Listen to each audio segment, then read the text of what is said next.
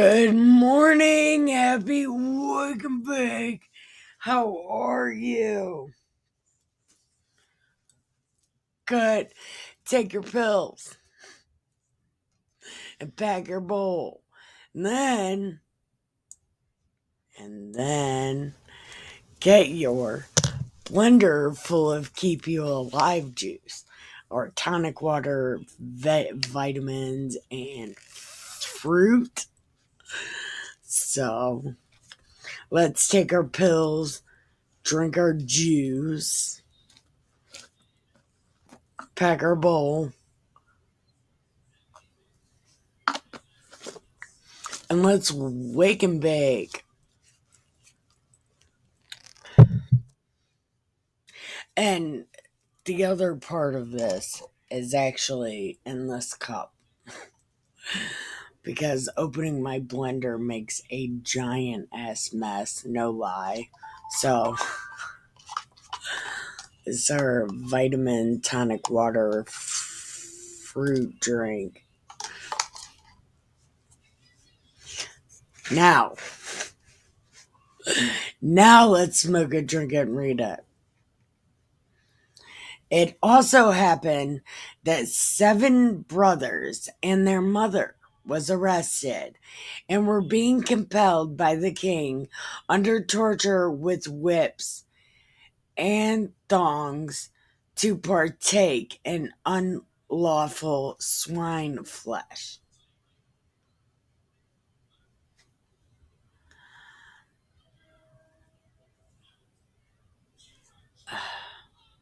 One of them, acting as their spokesman, said, "What do you intend to ask and learn from us? For we are ready to die rather than transgress." The king fell in a rage and gave orders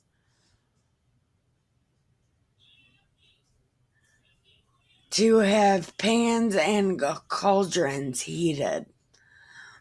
These were heated immediately, and he commanded that the tongue of their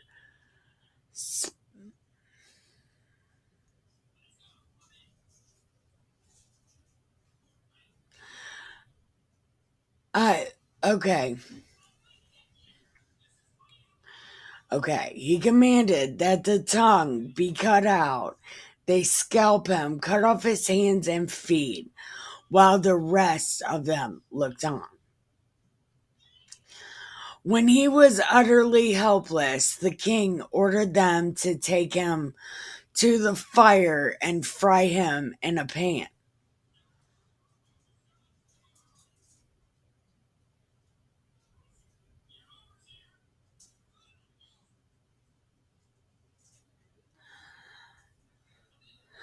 The smoke from the pan spread widely, but the brothers and their mother encouraged one another, saying, "The Lord God is watching, and in truth, and okay, the Lord God is watching us, and in truth has compassion, as Moses declared in his song that bore witness against the people to their faces." What? Where you at? Come on. Literally freaking out for no reason. Come here. Come on. Get up here. Come. Are you coming? I guess not. Okay. Moses declared in his song that bore witness against the people to their faces when he said, and he will have compassion on his servants. After the first brother had died in this way, they brought forward the second for their sport.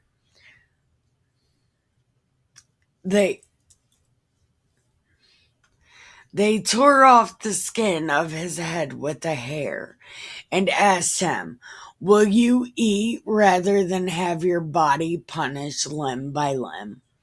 And he replied in the language of his ancestors, so it must be Aramaic.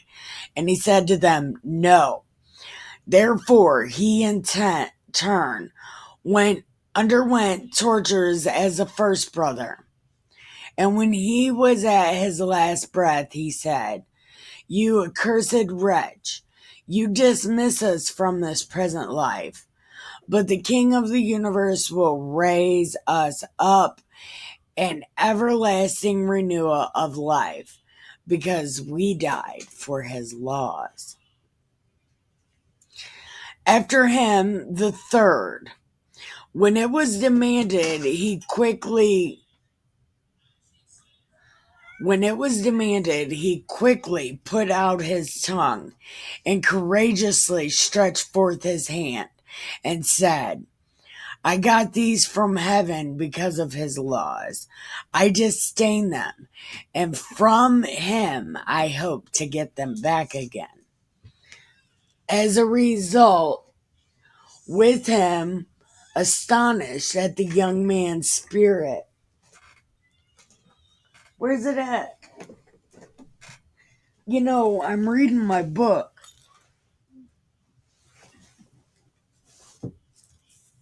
It's not here. Yeah, I don't know where it is, Captain. Okay.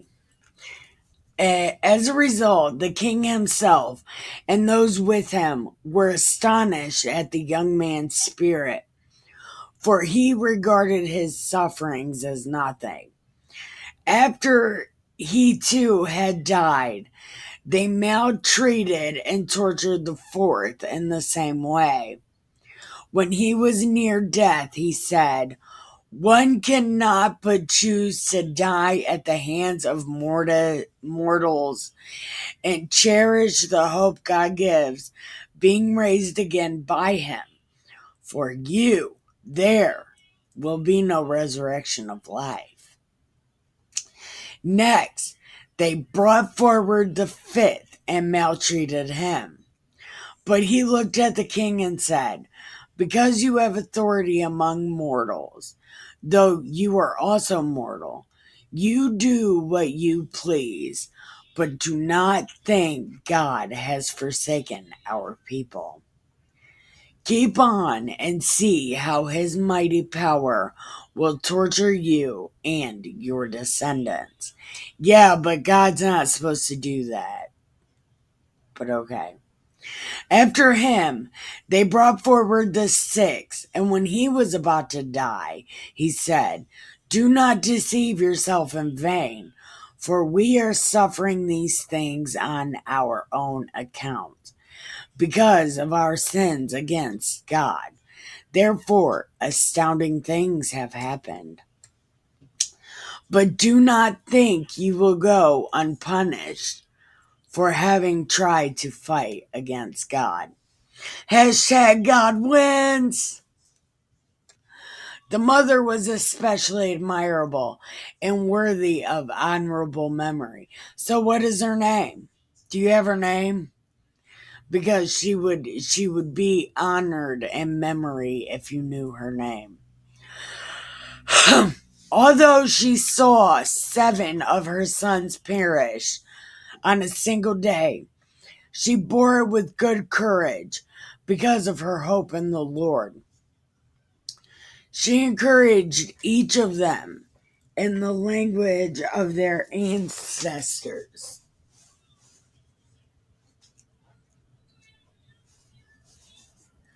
Captain, it's not down here. Okay, and she took it like a man because of God. She encouraged each of them in the language of their ancestors. I think it's Aramaic.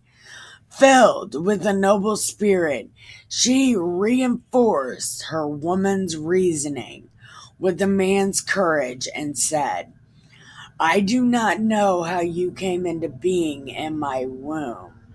It was not I who gave you life and breath, nor I who set in order the elements within each of you. Therefore, the creator of the world who shaped the beginning of humankind and devised the origin of all things, will, in his mercy, give life and breath back to you again, since you forgot, since you now forget yourselves for the sake of his laws. Antiochus felt that he was being treated with contempt, and he was suspicious of her reproachful tone. The youngest brother being still alive, Antiochus not only appealed to him in words,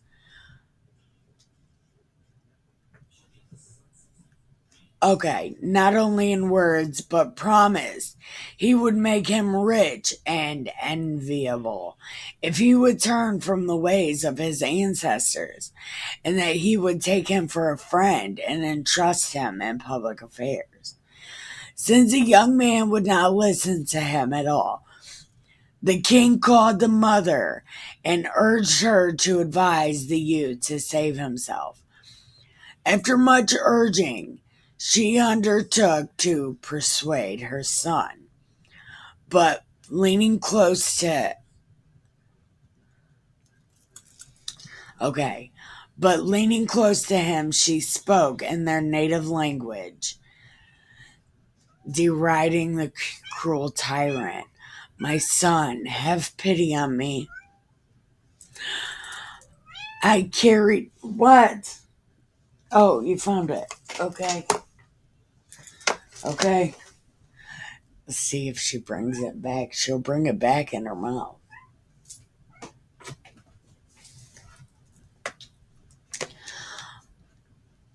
Okay. But leaning close to him, she spoke in their native language, deriding... What? Did you bring it back? You did bring it back. She brought it back. Ready?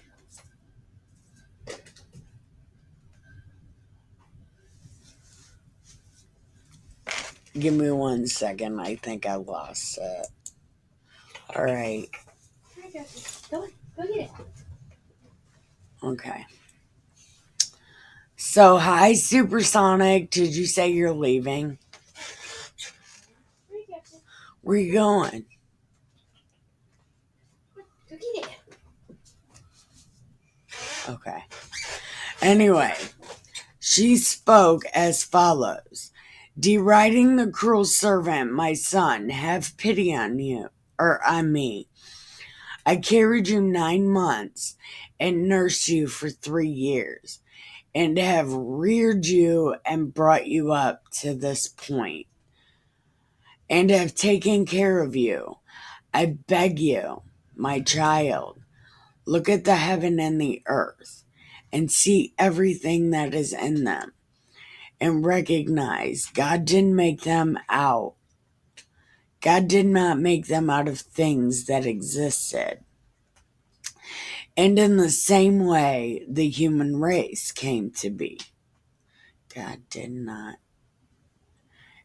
and recognize God did not make them out of the things that existed. And the same for humans.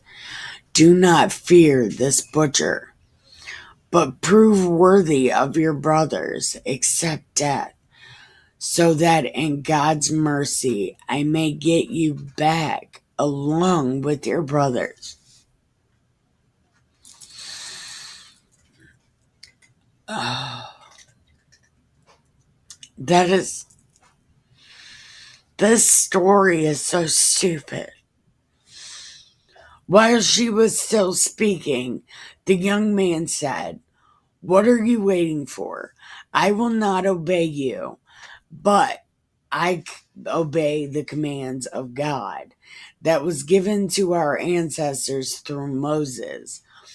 But you, who have contrived all sorts of evil against the Hebrews," when did they become Hebrews? I thought they were Jews. See, when did they become a Hebrew? Okay. "Was certainly not escape the hands of God. For we are suffering because of our own sins. And if our living Lord is angry for a little while to rebuke and discipline us, he will again be reconciled with his own servants. Yeah, when you guys trick God again, like, oh, we're all God, until you have to, like, do the God thing, and then you're like, we like Moloch.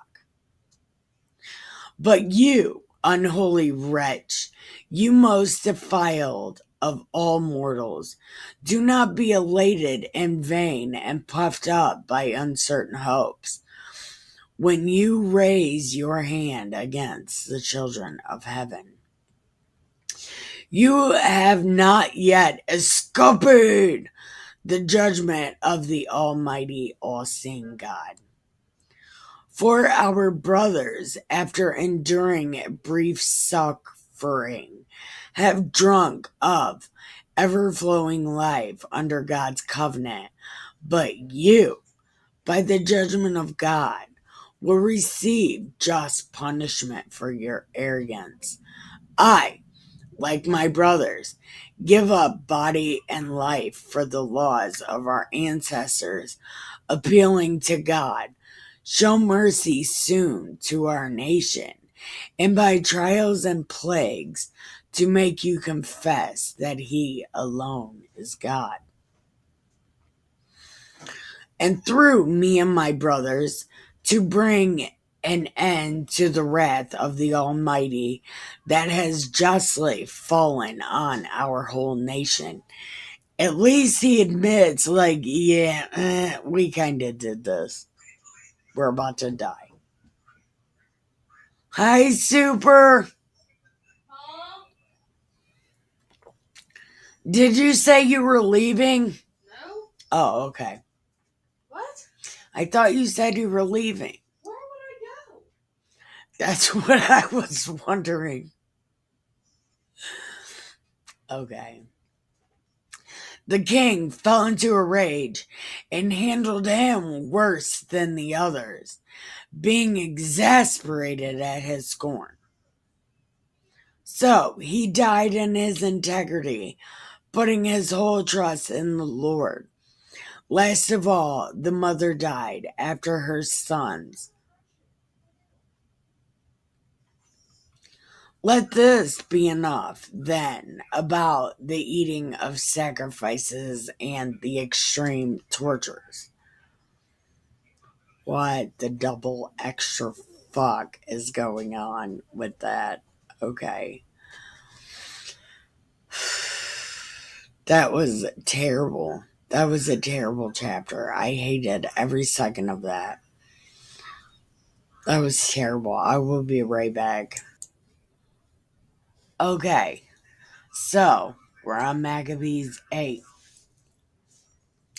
Okay, hopefully this one is not like the one a minute ago. Meanwhile, Judas Mac and his companions secretly entered the villages and summoned their kin and enlisted those who had continued in the Jewish faith. So they gathered about 6,000. They implored the Lord to look upon the people who are oppressed and to have pity on the temple that had been profaned by the goddess. I don't know what God. Oh, haha. Had been profaned by the godless. To have mercy on the city that was being destroyed and about to be leveled to the ground. Hearken to the blood that cried out to him.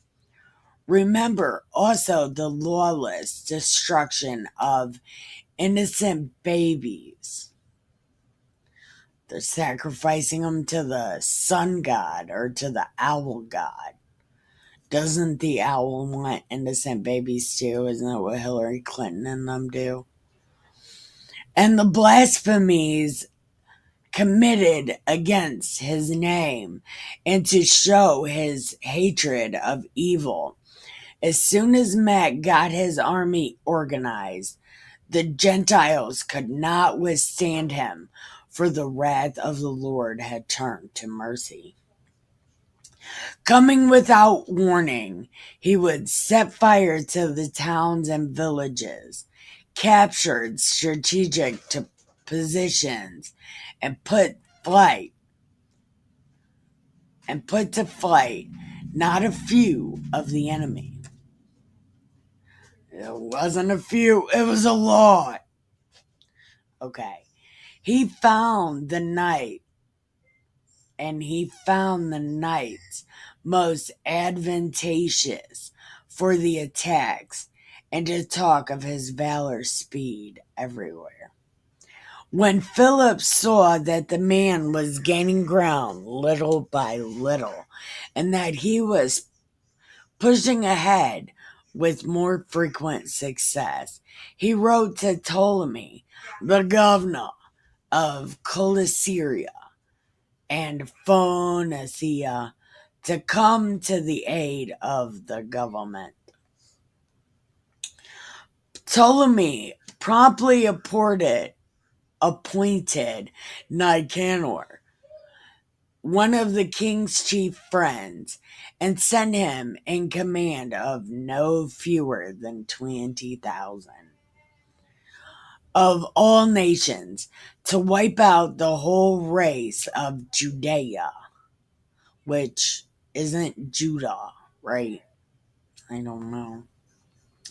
He associated with him Gorgias, a general and a man of experience in military service. Nicanor, determined to make up for the king tribute due to the Romans, 2,000 talents, by selling the captured Jews into slavery. It's their own people are selling them. You know, people should really take a look at who sells who into slavery.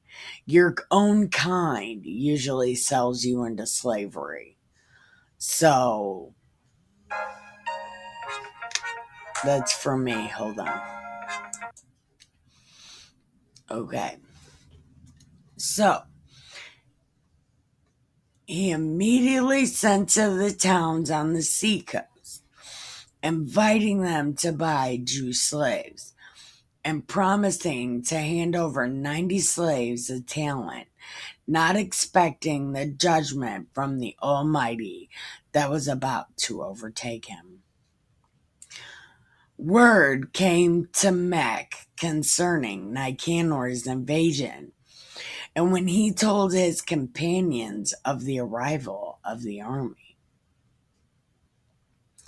those who were cowardly and distasteful of God's justice ran off and got out of there. Others sold their remaining property and at the same time implored the Lord to rescue those who had been sold by the ungodly,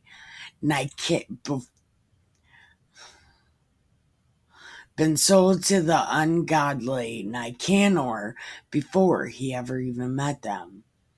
If not for their own sake, then for the sake of the covenants made with their ancestors, and because he had called them by his holy and glorious name. What? What? Come on. Come over here. Come on. Come on. The floor is not lava. These cats. Come on. Come on. No. Come on. Nah, I'm not going down there. Okay. But Mac gathered forces together to number 6,000 and exhorted them not to be frightened. So he talked to them. I was like, don't be frightened. by the enemy, and do not fear the great multitude of Gentiles who were wickedly coming against them, but to fight nobly. We read about this in the other book. Keeping before their eyes the lawless outrage that the Gentiles had committed against the holy place, and the torture of the derided city, and besides, the overflow of their ancestral way of life.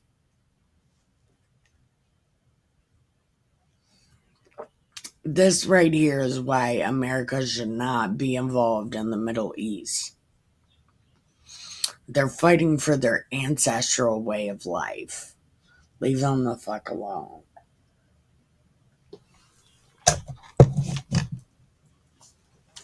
For they trust to arms and acts of daring. We trust in God, who is able, with a single nod, strike down those who are coming against us, and even if necessary, the whole world. Moreover, he told them of the occasions when help came to their ancestors at the last minute. How? In the time of Sennacherib, when 185,000 perished. We read about that. In the time of the battle uh, against the Galatians that took place in Babylon, when 8,000 Jews fought along with 4,000 Macedonians.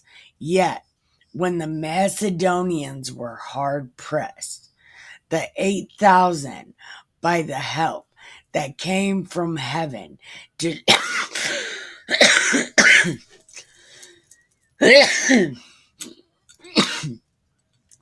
destroyed 120,000 Galatians and took a great amount of booty.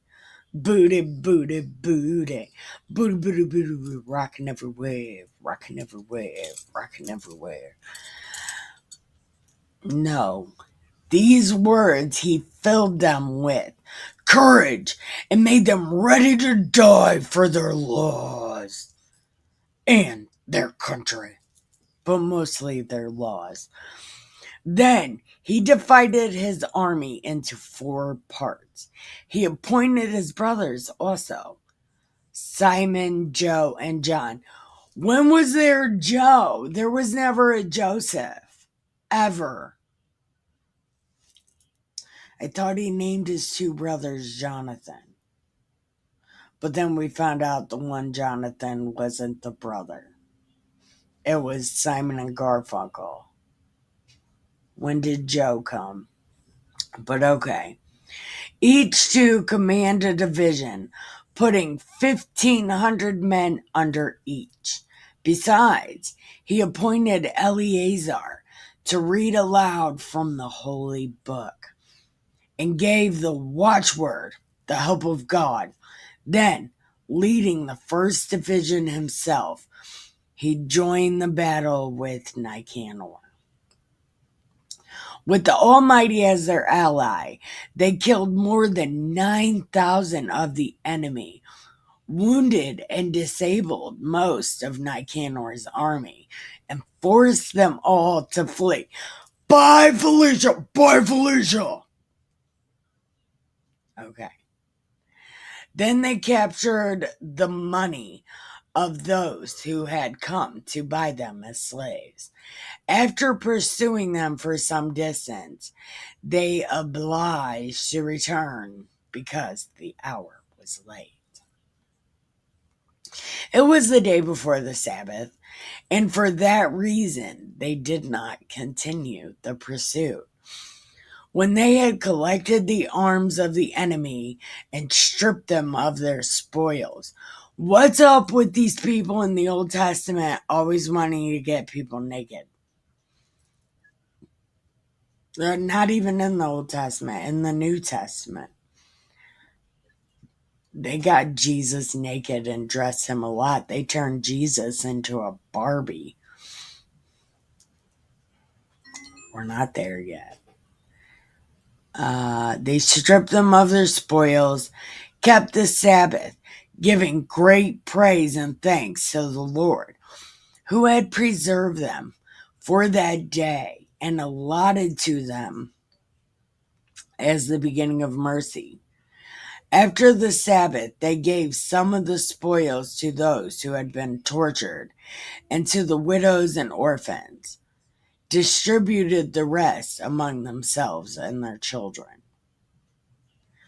When they had done this, they made common supplication and implored the merciful Lord to be wholly reconciled. Be wholly reconciled with his servants. In the encounters, with the forces of Timmy and Buckhides, they killed more than 20,000 of them and got possession of some exceedingly high strongholds. And they divided a very large amount of plunder, giving to those who had been tortured, to the orphans, widows, the aged, and shares equal to their own. They collected the arms of the enemy and carefully stored all of them in strategic places. The rest of the spoils they carried to Jerusalem. They killed the commander of Timmy's forces, a most wicked man, and one who had greatly troubled the Jews. They said, fuck you, fuck this guy.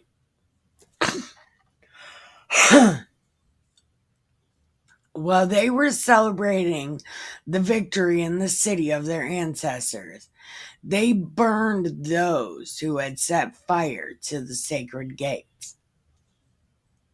Why are they always burning people? Callisthenes and some others who had fled into one little house.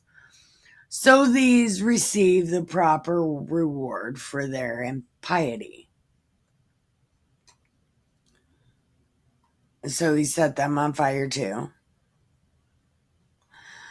The thrice accursed Nicanor, who had brought the 1,000 to buy the Jews, having been humbled with the help of the Lord by opponents whom he regarded as of the least, took off his splendid uniform and made his way alone like a runaway slave across the country until he reached Antioch, having succeeded chiefly in the destruction of his own army. So, he who had undertaken to secure tribute for the Romans proclaimed that the Jews had a defender, and that therefore the Jews were invulnerable because they followed the laws ordained by him. Wow, that is the end of that. Oh my God. Didn't take that long. So, thank you for watching. I love you and have the greatest day ever. Oh, make sure you took your pills.